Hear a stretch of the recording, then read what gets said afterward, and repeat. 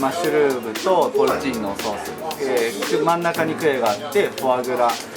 魚のムースにまた、竹炭入れて黒くして最後パイで包んで焼き上げます。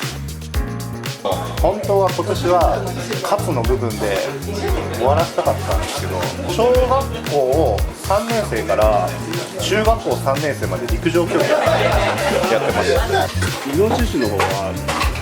キスケ君です。キスケ君、まあ、本当に柔らかくて、ほとんどの人が負けず嫌いだと思ってて、勝負事になれば絶対みんな負けたくないと思うんですよ。そのウエイトリフティング動作のトレーニング再開できるとは思うんですけど、そこから4ヶ月面積ですか？いけてないから。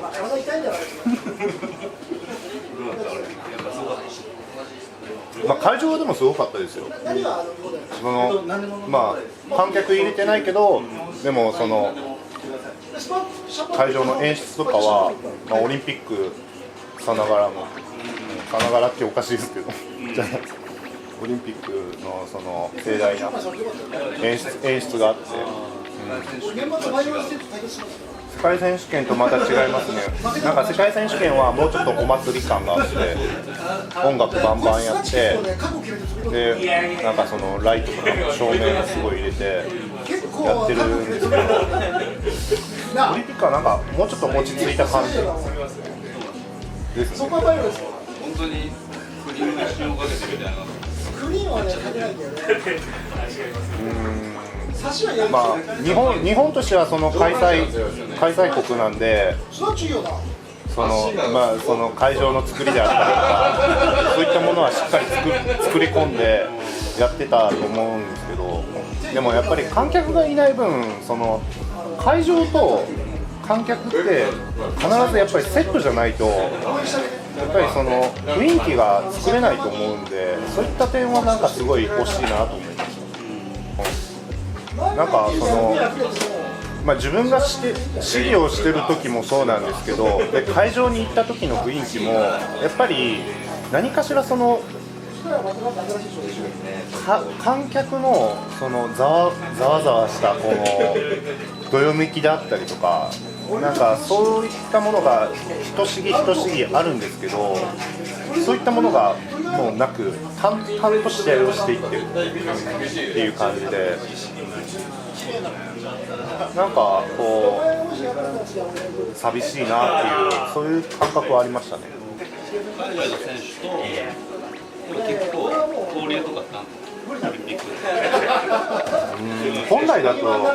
あるかもしれないんですけど、僕も初めて出てるんで、そのコロナ禍のオリンピックとそうじゃないオリンピックの比較ができなくて、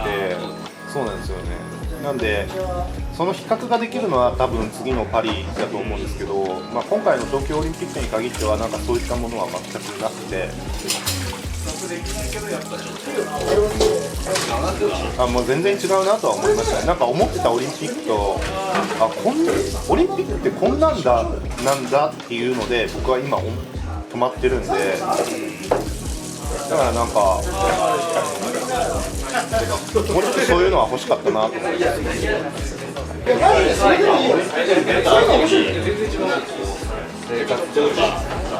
ナチュラルでやると環境的に変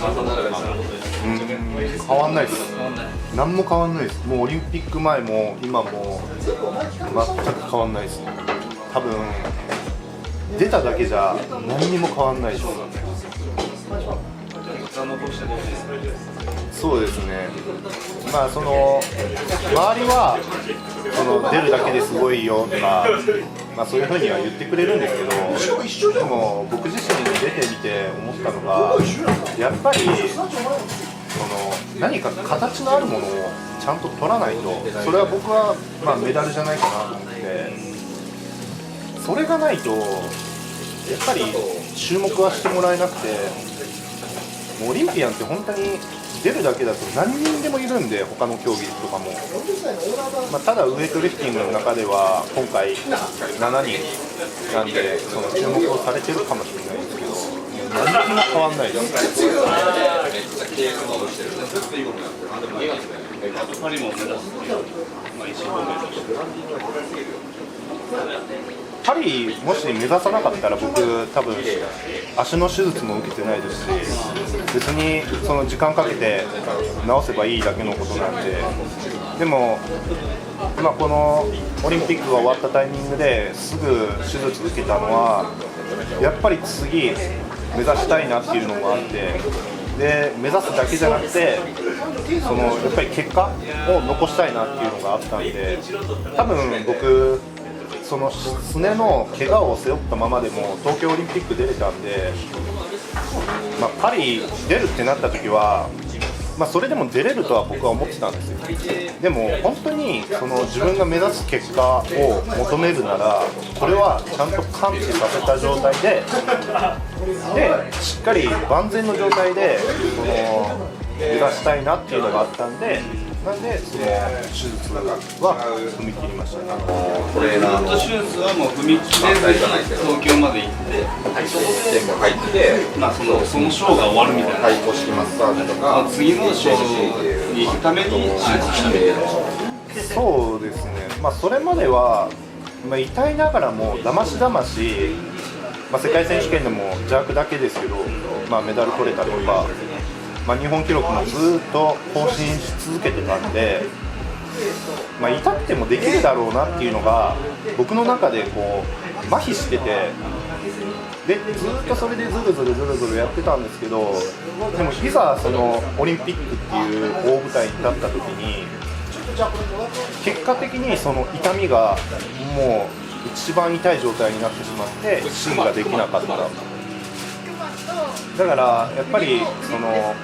本当に目指すべきものがあるときは、その何かを背負ってると、その痛み、怪我とかそういったものを背負ってると、やっぱり結果は出せないんだなとは思いました。ちょっとしたやっぱ6年前ぐらいに多分あれですね、言ってたよね、骨折が分かって踏み切れずに、ちょっと引きが分からずにずるずるいった。そうですね。こっちが、小イノシシ、半身を丸々ローストしたものと、あとは熊ですね、熊の新玉の焼きました。熊初めてですか？熊初めてです。めっちゃ赤身なんで僕の大好物です。赤身。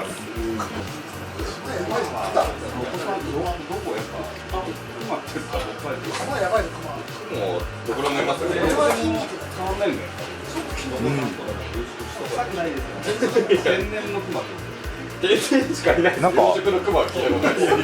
す。もうちょっと獣臭いかなと思ったんですけど、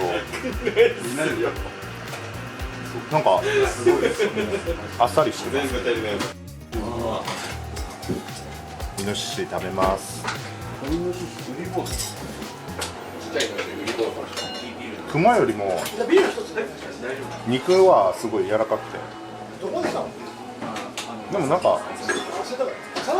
熊もあっさりしてるんですけど、イノシシもっとあっさりしてますよね。これも美味しいです。90分ぐらいがっつりやってもらって。いやー、これはめちゃくちゃ柔らかい。イノシシの方はキスケくんですね。キスケくん、本当に柔らかくて、優しい味というか。熊はもう佐藤さん、濃い、そして強い、弾力があって熊そのものですね。クエを使ったパイ包みなんですよ。メインディッシュで今から焼き上げます。クエと、フォアグラ、魚のムースが入って、さらに白菜で包んで、さらにパイ包みで、黒いのは竹炭と、卵黄を上に塗って色付けてあります。ブラックシックスさんなんで。なるほど。クエの喉を食えるとは2回言っちゃったけど、美味しい。なんかね、多分出汁とかもめっちゃ出てるんだろう。すごいうまいです。これ食えるとは。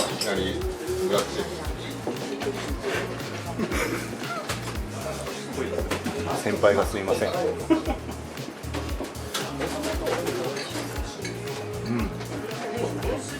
人が交わった時期っていうのは全くないですよ。間違った時期だ。一回ラッシュで僕も引退する寸前だったんですよ。引退する寸前だと思うんだけど、結構僕見てますよ。ジュニア本当に大学1年生から平岡さん見てたんで、社会人1年目ぐらいまで5年ぐらい見てますよ。あ、でも多分僕が弱いんで、その平岡さん多分眼中なかったと思うんです。いや基本自分のことしか考えてないから俺らの代は。でも正直最初にトシ君見た時にスクワットの、200キロでスクワット組んでたんですけど、自分のスピードより速いんですよ。多分ベストは自分の方が上だったんですよ、その時は。でも200キロのスクワットのセットの一本一本のスピードがめちゃ速くて、あれこいつ誰だと思って。で、顔もかっこいいし、でただ喋ったらめっちゃシャイなんですよ。このかっこいいのにシャイ、めっちゃ好感度高いですよ。このかっこいいやつ誰だっていう風なのが一番最初の印象。やっぱ案の定ね、足そのままやっぱ強くなったんですよ。トシキ何人兄弟だった？僕ですか？僕4人兄弟です。4人？初のワンマン。どういう構成なの？初のワンマン俺じゃない。僕が3番目なんですけど、上から男で僕で下が男です。4人男です。いや、その上でやったらもしかしたら強かったかもしれないですけど、みんなバラバラで競技が一番上陸上やってて、僕も中学校まで陸上やってたんですけど、で2番目バスケで僕ウエイトで弟もウエイトやってたんですけど、弟は、ちょっと視力も悪いんですけど、なんか全然強くはなかったですね。才能はなかった。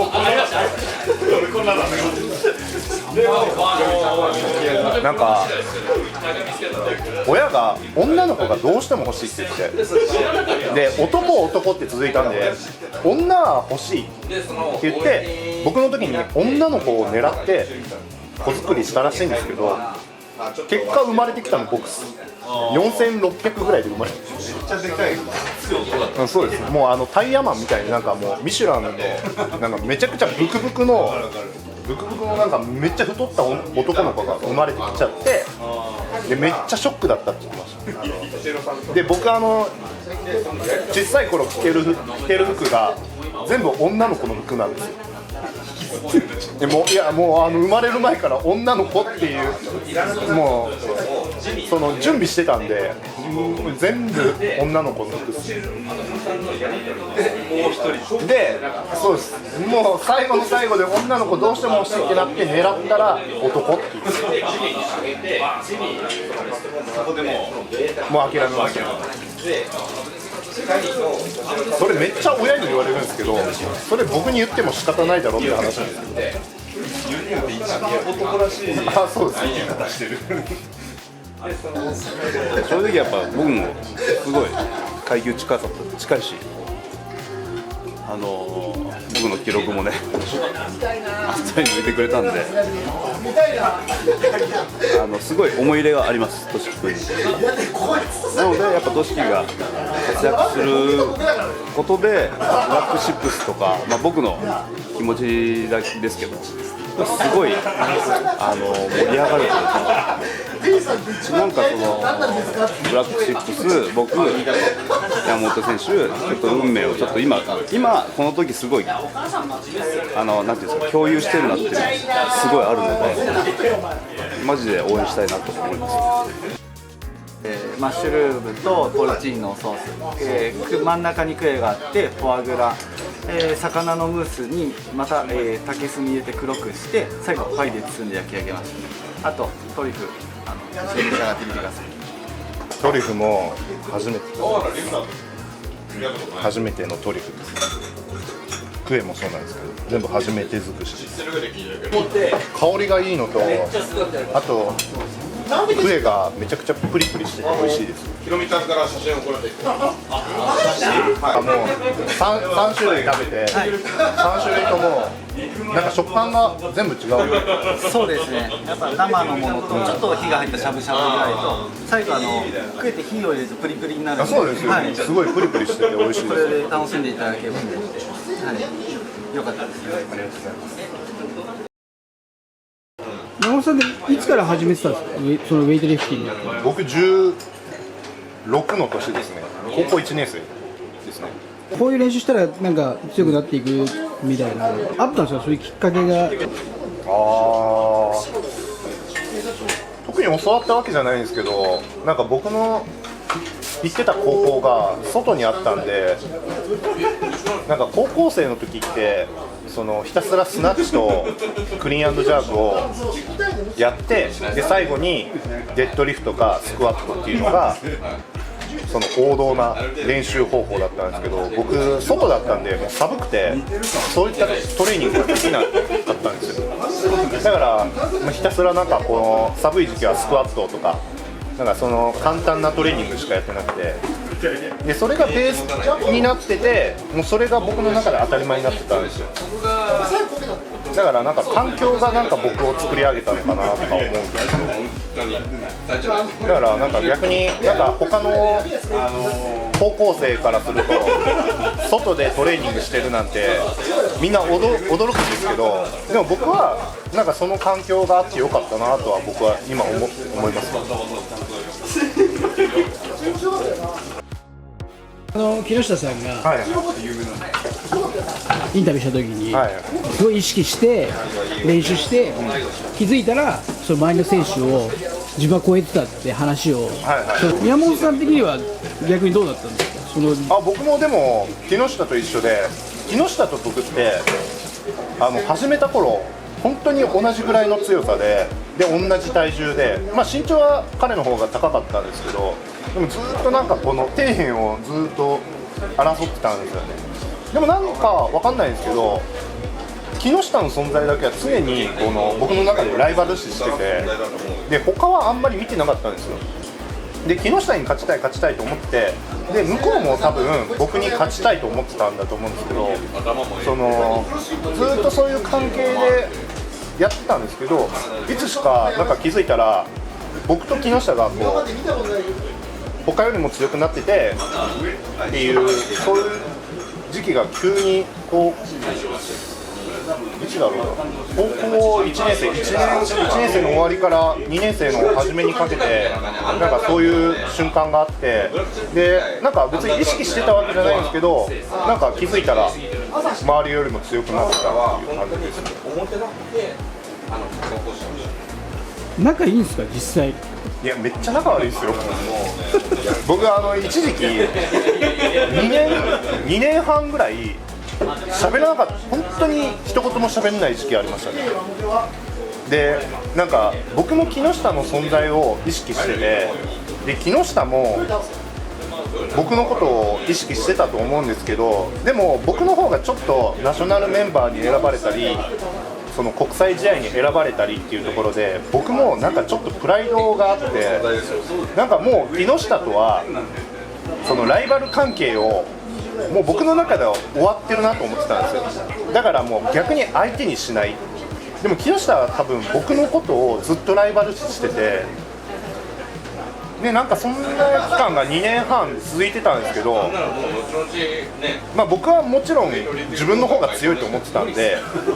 その自分のスタイルを貫いてたんですけど、ある時なんか試合で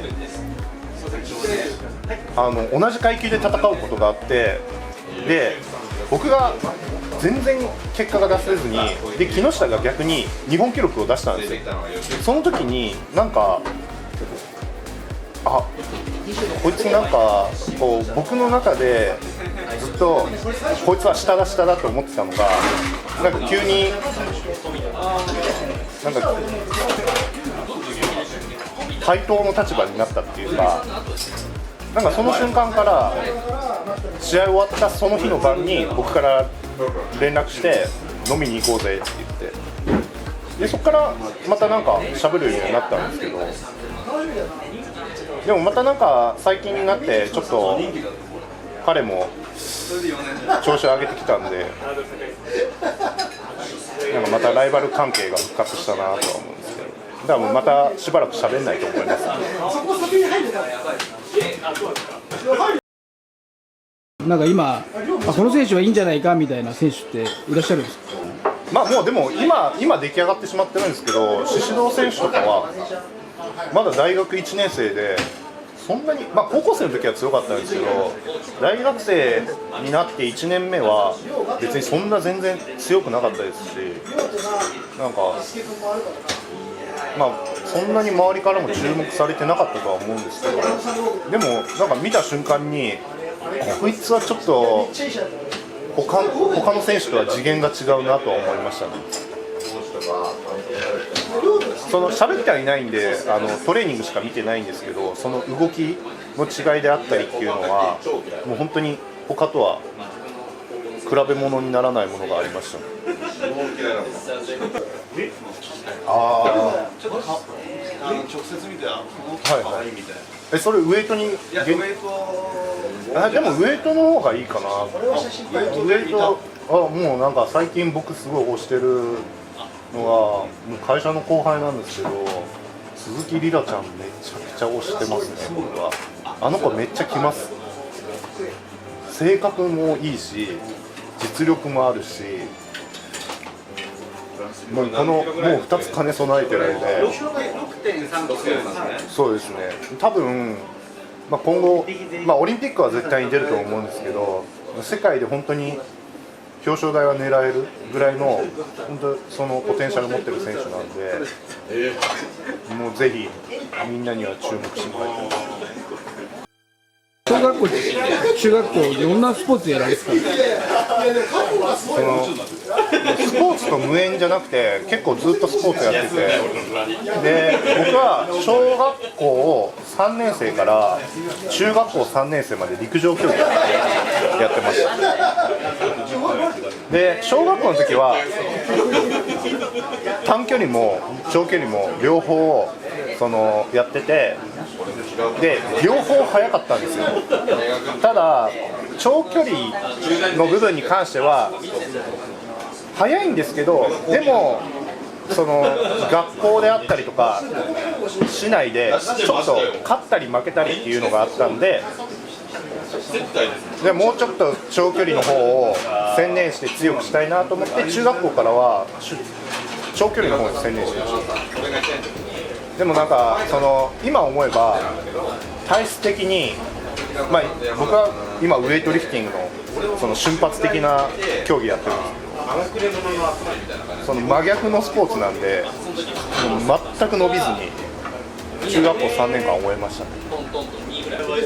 まあ僕もアスリートなんで負けず嫌いっていう部分は人一倍あるんですけど、でもなんか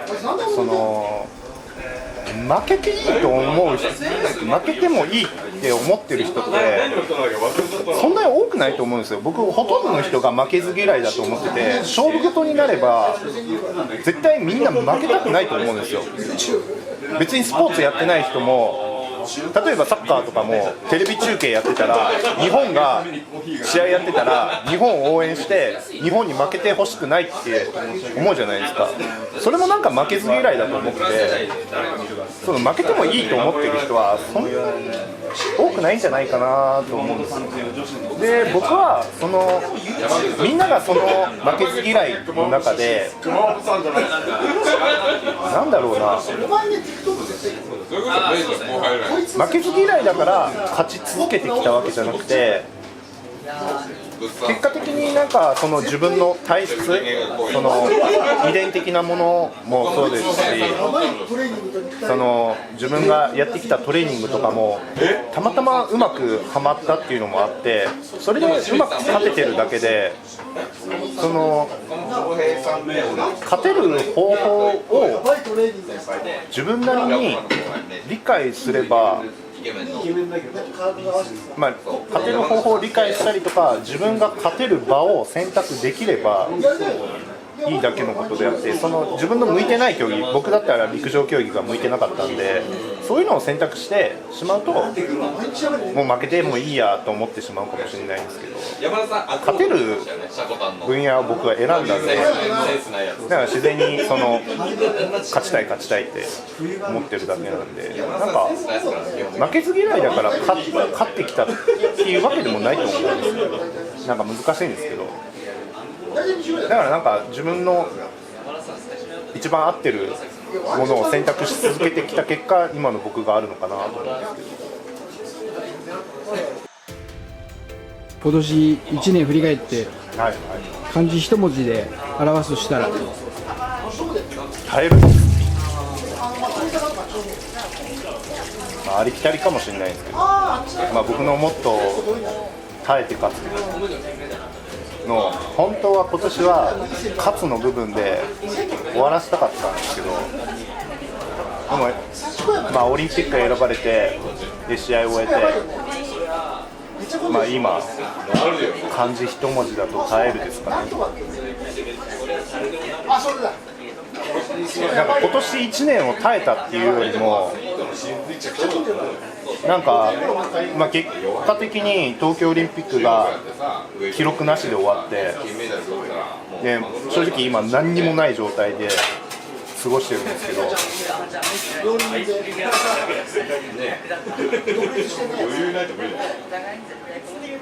なんかパリに向けてもそうですし、なんかそのまたこの3年間もそうですし、耐える年がスタートしたなっていう、そういった意味でなんか、まあ、今年1年は耐えるかなと思います。来年の抱負は、まあ、今手術してちょうど4ヶ月経つんですけど、まあ、来年の年明けからそのウエイトリフティング動作のトレーニング再開できるとは思うんですけど、そこから4ヶ月で全日本のその選考会にそのピークを持っていかないといけないんで、まずはそこでしっかり世界選手権の代表権を取る。で、まあもうその年の世界選手権からオリンピックの代表が選考レースが始まるんで、まあ、とにかくその初っ端から全力で代表権を勝ち取りたいなと思うのと、とにかくその毎年思ってるんですけど、過去最高の自分をそのプラット上で表現したいなとは思いますね。